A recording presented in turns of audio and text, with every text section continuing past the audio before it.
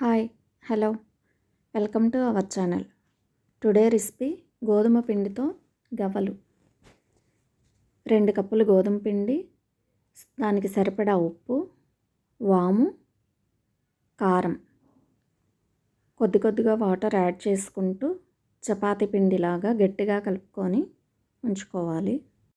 Evening టైంలో స్నాక్గాను పిల్లలకి బాక్స్లోకి స్నాక్స్గానే పెట్టచ్చు.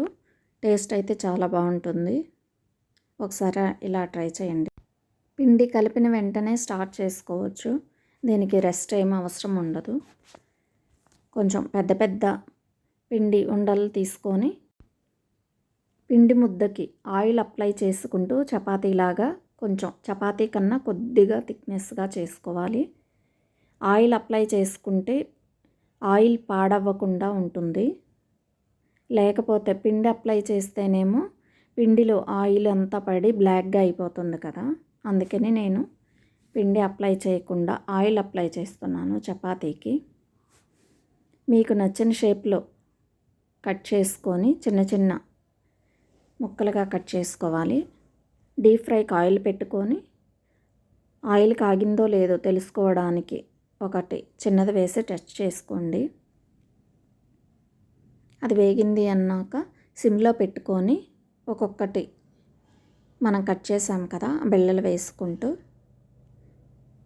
వేయడం అయిపోయిన తర్వాత మీడియంలోకి పెట్టుకోవాలి. అలానే హైలో పెడితే ఒకేసారి మాడిపోతాయి.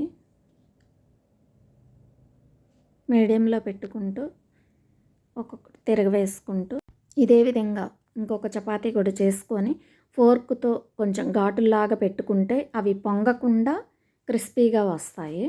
ఇట్లా ఫోర్క్తో ఘాట్లు పెట్టుకుంటే బాగుంటుంది. సేమ్ మనకి ఇష్టమైన షేప్లో చాక్తో కట్ చేసుకొని ఆయిల్లో వేసుకోవడమే.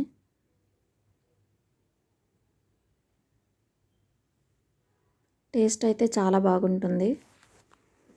ఇవి నిల్వ కూడా 10 days వరకు నిల్వ ఉంటాయి. ఇవి చక్కగా వేయించి మాడిపోకుండా ఆరనిచ్చి ఒక డబ్బాలో పోసుకుంటే బాగుంటాయి. హెల్త్కి కూడా గోధుమ పిండి యూజ్ చేసాం కాబట్టి హెల్త్కి కూడా చాలా మంచిది.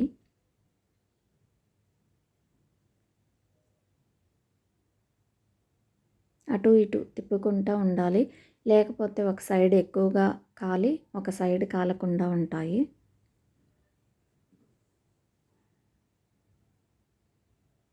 సింపుల్గా ఎక్కువ టైం కూడా పట్టదు. మనం చపాతీ చేసుకున్నంత టైంలోనే అయిపోతాయి.